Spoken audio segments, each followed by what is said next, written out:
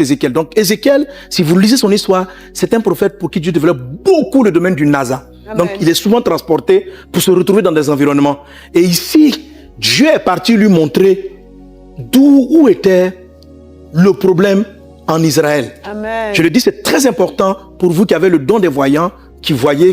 Il faut savoir comment est-ce que Dieu va l'utiliser avec vous. Amen. Amen. Ézéchiel 8.2, il y a beaucoup de passages donc, qui vont dire qu'ils sont transportés. Donc, il y a différentes catégories. Donc, vous avez, comme on appelle le NASA, c'est le fait d'être transporté. Le Shalom, ce sont des visions, mais généralement, lorsqu'on est endormi, Chazoum, c'est encore des types de visions, mais on peut être même éveillé, et puis on a des flashs, et on voit des choses qui se passent autour. C'est l'Esprit du Seigneur qui donne différents modes opératoires. Amen. Vous ne pouvez pas dire comment est-ce qu'il va vous utiliser. Amen. Mais moi-même, je dis le plus souvent, l'Esprit travaille en mode nébir, mais souvent, il m'arrive aussi d'avoir des transports. Je me souviens,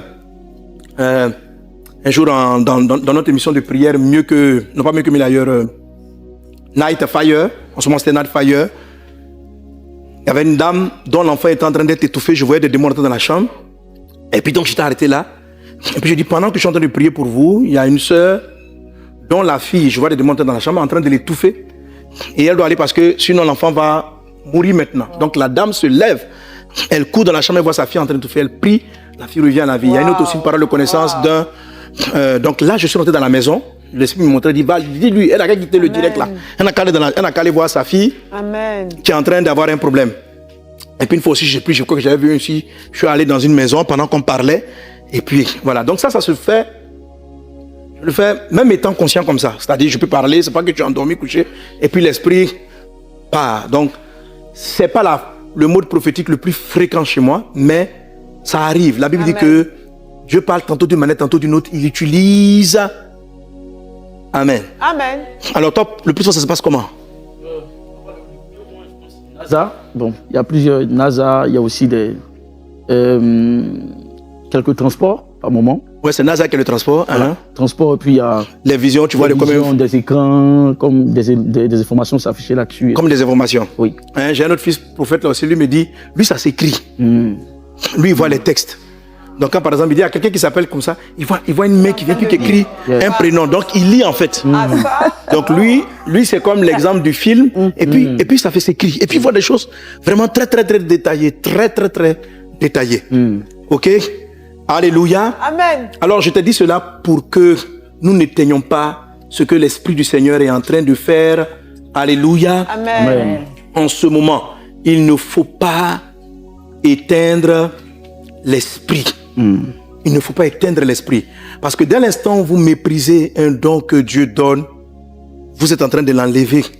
Et il y a des situations qu'il y a dans la maison de Dieu, comme l'histoire d'Ézéchiel.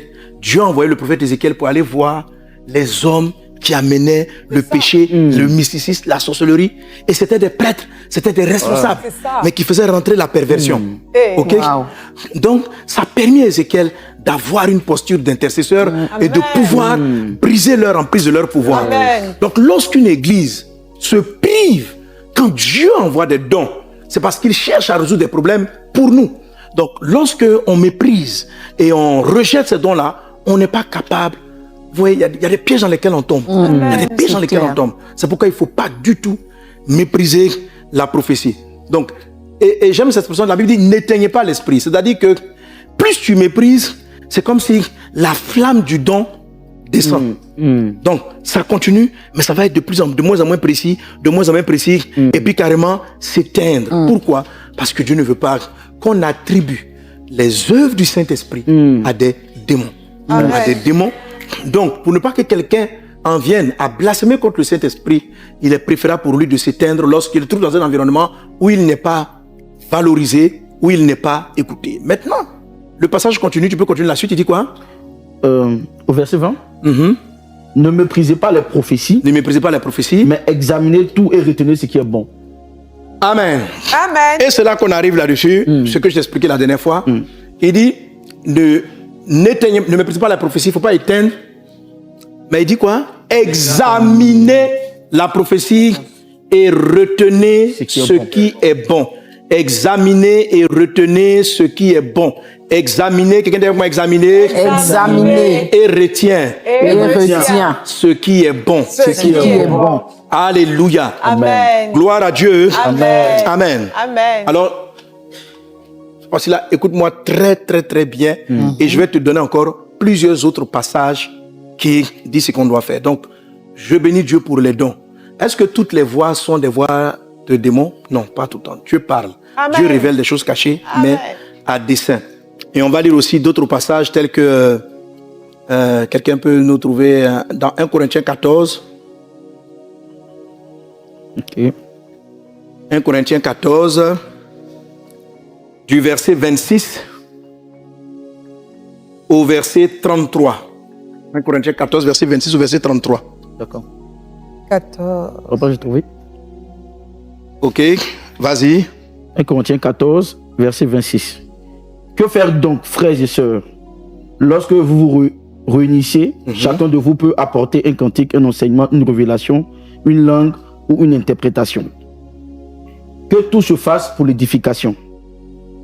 Y en a-t-il qui parlent en langue, que 2 ou 3 ou plus parlent, chacun à son tour, et que quelqu'un interprète. S'il n'y a pas d'interprète, qu'on se taise dans l'église et qu'on parle à soi-même et à Dieu. Quant aux prophètes, que 2 ou 3 parlent et que les autres évaluent leur message. Et si un autre membre de l'assistance a une révélation, que le premier se taise. En effet, vous pouvez tous prophétiser l'un après l'autre afin que tous soient instruits et que tous soient encouragés. L'esprit des prophètes est soumis aux prophètes, car Dieu n'est pas un Dieu de désordre, mais de paix. Comme dans toutes les églises des saints. Que vos femmes se taisent dans l'assemblée, car il ne leur est pas permis d'y On peut parler. s'arrêter là, c'est bon. Ok. Amen. Je ne vais pas rater dans l'histoire des femmes. Alléluia. Ah, c'est une autre question. Bon, on a déjà répondu à tout ça à ces émissions. Amen. Ok.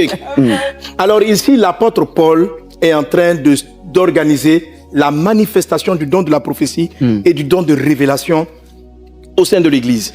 Et voilà ce qu'il fait. Il dit donc, que faire donc lorsqu'on se rassemble? Les uns et les autres parmi vous ont-ils des cantiques, une instruction, une révélation. Donc on a des révélations, une langue, il y a des prières en langue prophétique, une interprétation. Il dit que tout se fasse pour l'édification.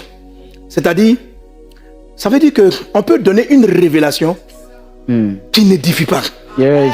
Mais maintenant, vous tous, quel que soit le chant que tu as, si tu as un cantique, ça n'est pas une révélation. Mais faut le faire dans le but de construire. Yes. Que tout se fasse pour l'édification, y compris la révélation. Autrement dit, une révélation, il ne dit pas ici si la révélation est vraie ou fausse. Amen. Il parle de ce que la révélation doit être orientée pour édifier. Il faut l'orienter dans le but d'édifier. Amen. Amen. Il dit en ce qui concerne ceux qui parlent la langue, que 2 ou 3 parlent, chacun à son tour, et que quelqu'un interprète. Donc il est en train de mettre de l'ordre. Amen. Pourtant, la manifestation de ces dons, le plus souvent les gens disent, l'esprit m'a saisi, et puis, on dit, faut te calmer, je ne vais pas me calmer. Bon, non. On dit, faut t'arrêter. Alléluia. Oui, Amen.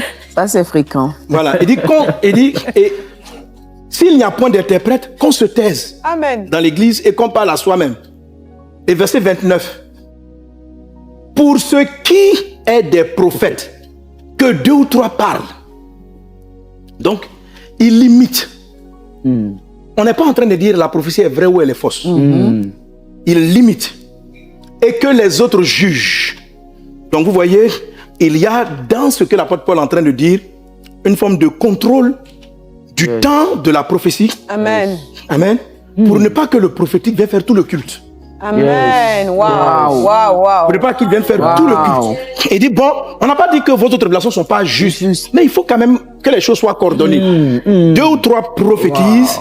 Amen. Et puis les autres jugent. Donc une prophétie, une révélation doit être analysée, et cela va avec ce qu'on a lu tout à l'heure en 1 Thessaloniciens. Examinez la révélation, la prophétie, et retenez ce qui est bon. Amen. Ça signifie quoi, très cher frère?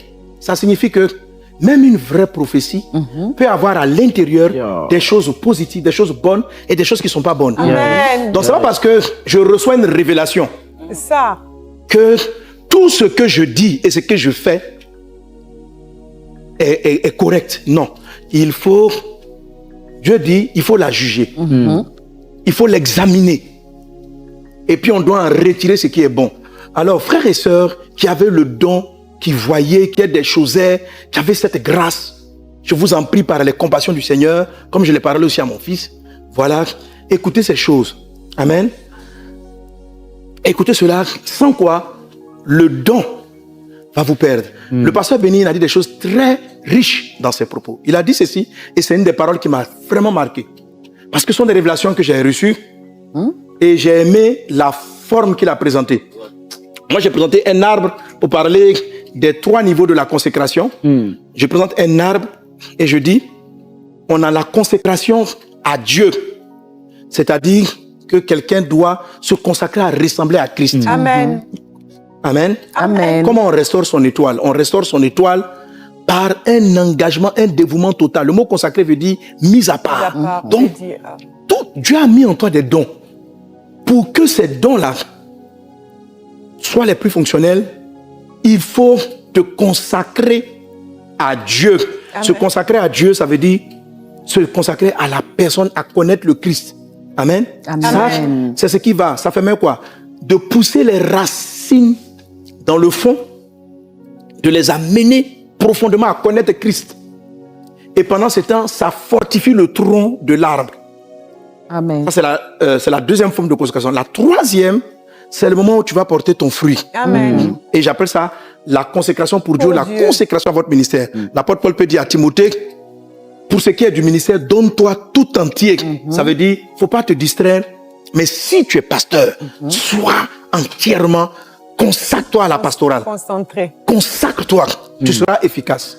Mais se consacrer au ministère est différent de se consacrer à la personne de Christ. C'est pas pareil. Amen. Amen. Amen. Alléluia. Amen. Et j'ai expliqué que ta consécration pour le ministère, si tu ne fais pas attention, ça va briser tes moments d'intimité avec Dieu. Avec les martes. Un homme de Dieu qui, la dernière fois je vous ai parlé du miroir, je vais revenir là-dessus peut-être la prochaine fois. Un homme de Dieu, lorsque tu pries, lorsque tu rentres en présence de Dieu, et que lorsque tu lis la Bible, c'est seulement pour les messages que tu vas prêcher.